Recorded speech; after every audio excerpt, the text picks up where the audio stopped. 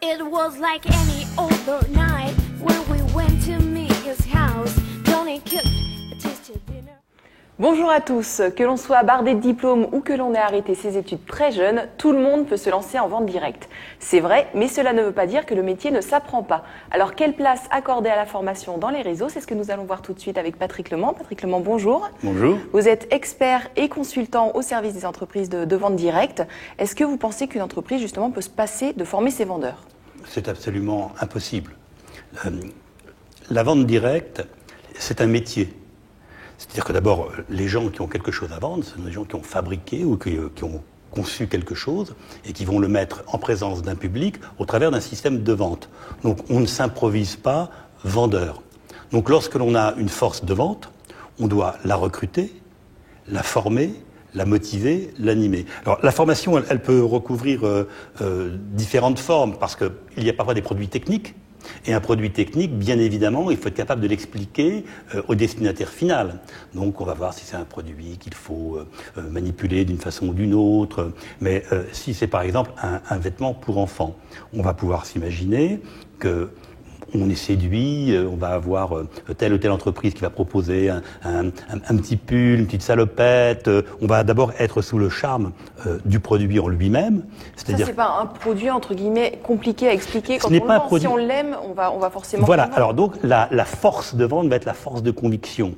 Mais si on vous demande, par exemple, si c'est de la chaînette, quelle est la nature du tissage, on peut avoir des questions qui ne sont pas forcément des questions pièges de la part de celle ou celui qui la pose, mais simplement une information. Est-ce que ça se lave facilement? Est-ce que ça va résister à la chaleur? Est-ce que ça se détend? Etc. Donc on a. Là, de ne pas savoir répondre à ces questions-là, on est décrédibilisé. On est un peu décrédibilisé. Alors donc on va avoir la formation produit. Et puis ensuite de ça, on va avoir une formation réunion. Comment? Vous savez, quand on fait une réunion, on vend d'abord sa propre image, l'image de la société, avant même de vendre les produits, que ce soit des cosmétiques, des bijoux, des vêtements. Donc ça, on va former un minimum quand même les vendeurs pour qu'ils soient à l'aise, qu'ils sachent présenter correctement, sincèrement, honnêtement, c'est très très important, honnêtement, et leur entreprise, et le métier, et enfin la vente directe, et enfin le produit en question. Est-ce que vous avez le sentiment aujourd'hui que les sociétés forment suffisamment leurs vendeurs? C'est très difficile de répondre à cette question. Moi j'aurais tendance à dire non, parce que on vit sur des acquis. C'est-à-dire qu'on a constitué une force de vente, elle se développe qu'à un cas, le chiffre d'affaires est correct, et on a l'impression que tout va bien. Or, si le chiffre d'affaires est correct en même temps, pourquoi les entreprises, entre guillemets, dépenseraient de l'argent pour former les vendeurs, si ça fonctionne? Parce qu'il y a plusieurs choses qui vont intervenir. D'abord, vous avez des vendeurs qui vont prendre des mauvaises habitudes, qui vont tenir un discours qui ne sera pas cohérent par rapport à la démarche de l'entreprise. Et si vous n'êtes pas là régulièrement pour leur rappeler un certain nombre de règles, ben ces personnes vont s'écarter, mais naturellement, sans méchanceté, du bon chemin. Et n'oublions pas une chose, c'est que former un vendeur, c'est former donc à la vente directe. Quand on est dans une réunion, on vend donc la société, on se vend soi-même, on vend un produit, mais on vend le métier, on vend la vente directe, on vend les futures réunions. Comment s'adresser aux personnes présentes pour les inciter à être soit des hôtesses, pivot fondamental, soit des distributrices à leur tour. Si vous allez dans tous les sens, si vous ne maîtrisez pas vous-même déjà votre propre contrat, votre plan de rémunération, le plan d'évolution au sein de l'entreprise, eh bien vous allez être un petit peu perdu. Il y a aussi toutes les règles éthiques qu'il est important de maîtriser pour ensuite pouvoir éviter certains débordements lors des réunions. Là aussi, c'est important que les entreprises forment à ce niveau-là. Alors, ce qui est très important, je vais rebondir sur ce que vous venez de dire, c'est que d'abord, les entreprises se forment elles-mêmes. On voit combien de chefs d'entreprise qui ignorent les bases mêmes du droit.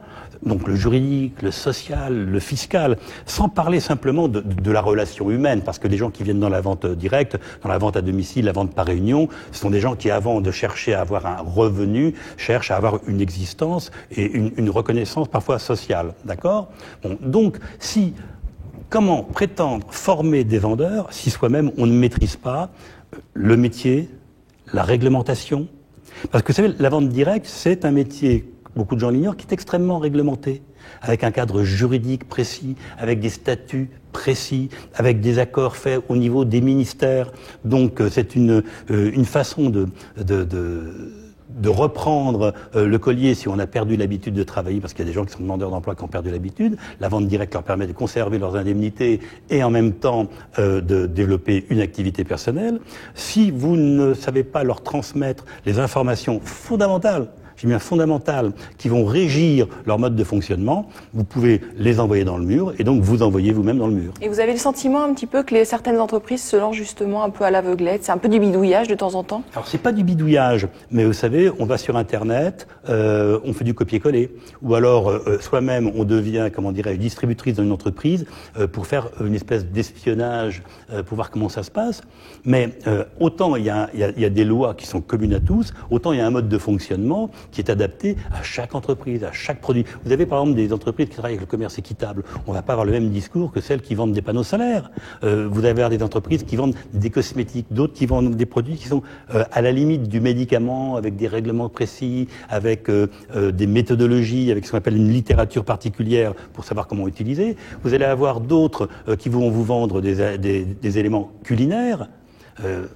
Donc, on se forme sur le produit, sur le métier, sur le droit, sur la loi. Pour moi, il y a beaucoup d'entreprises qui se sont cassées la figure à cause de ça. Et celles qui réussissent, les modèles, les success stories, ce sont des entreprises qui justement se sont faites entourer de spécialistes, d'experts, qui les ont guidés, qui les ont accompagnés pour éviter toutes ces erreurs et qui ensuite de ça vont les aider à retransmettre l'image de la société, l'image du métier. Et puis n'oublions pas une chose, c'est que le recrutement c'est fondamental.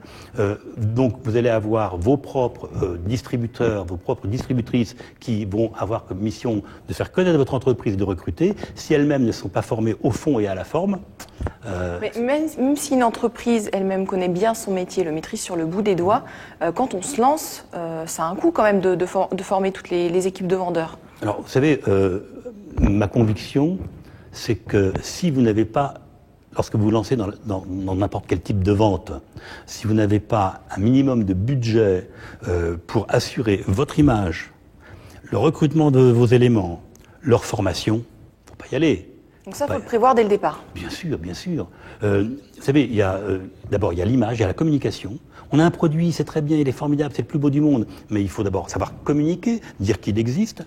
Donc, vous adressez à la fois au public en tant qu'acheteur, mais au public en tant que distributeur.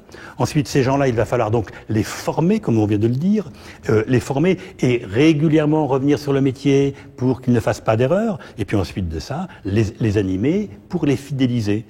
D'ailleurs, les séances de formation contribuent également à la fidélisation des troupes.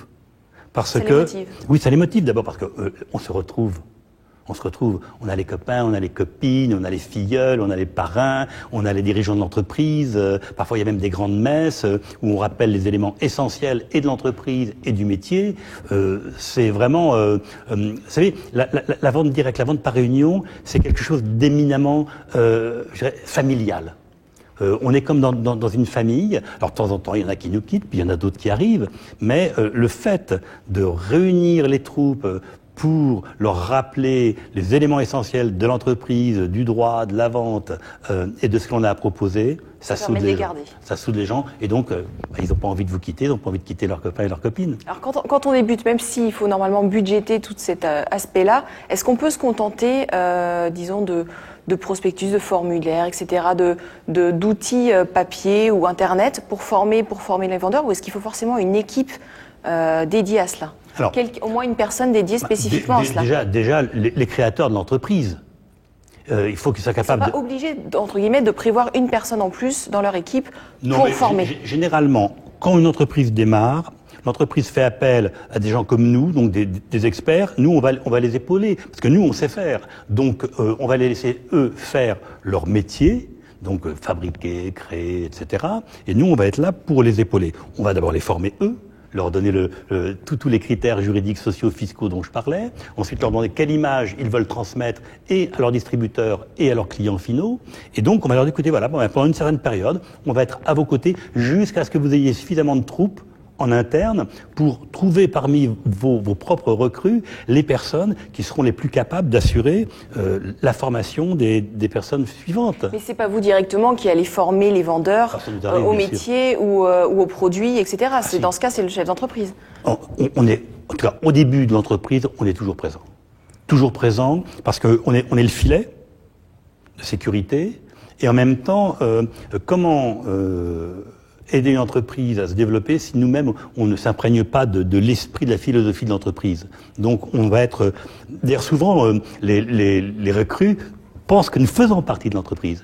Parce qu'il y a une telle osmose entre les créateurs de l'entreprise et nous qu'au début ils ne font pas la différence. Donc au bout d'un moment, on rappelle les règles du jeu et on intervient ponctuellement lorsque l'entreprise a besoin de nous, même pour des séances de formation d'ailleurs. Quelles sont justement les meilleures méthodes pour former les vendeurs ? C'est vraiment du terrain avec eux ou ça peut être l'e-learning? Quelle est la meilleure méthode? Alors, bon, l'e-learning c'est bien, mais moi je suis quand même très favorable au contact en face à face. Donc vous recrutez une personne, quand vous la recrutez, vous avez envie de savoir si vous allez être en confiance avec cette personne et cette personne a besoin de savoir si elle va être en confiance avec vous. Donc déjà on est en face à face. Donc vous allez faire les premières réunions, vous allez l'accompagner. Et le rôle d'ailleurs il faut être avec eux sur le terrain. Ah oui, au début, parce que oui. Ce qui peut être dit à l'oral ne sera pas forcément appliqué ensuite sur le terrain. Disons qu'il faut qu'il y ait un canevas, il faut qu'il y ait une règle, il faut qu'il y ait un mode, un processus qui soit respecté par le distributeur.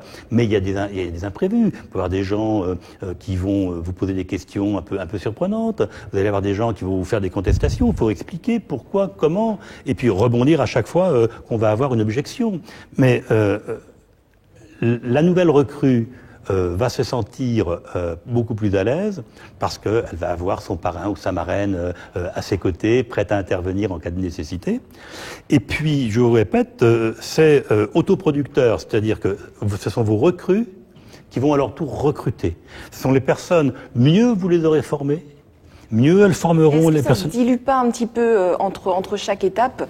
Est-ce qu'il vaut mieux quand même continuer à former directement les nouvelles recrues? C'est la raison pour laquelle, je vous disais tout à l'heure, on fait des réunions collectives ou région par région. On rassemble, on réunit toutes les personnes pour leur rappeler les règles du jeu. Et je vous répète, le double effet, c'est que d'abord, on refixe les règles et on recadre les personnes. Et qu'ensuite de ça, il y a cet aspect familial puisque les gens se retrouvent. Vous savez, les réunions de formation, c'est très gai, c'est très très sympathique. Alors il y a le mot convivial qui est un peu galvaudé, mais c'est vraiment ça. C'est-à-dire que il y a,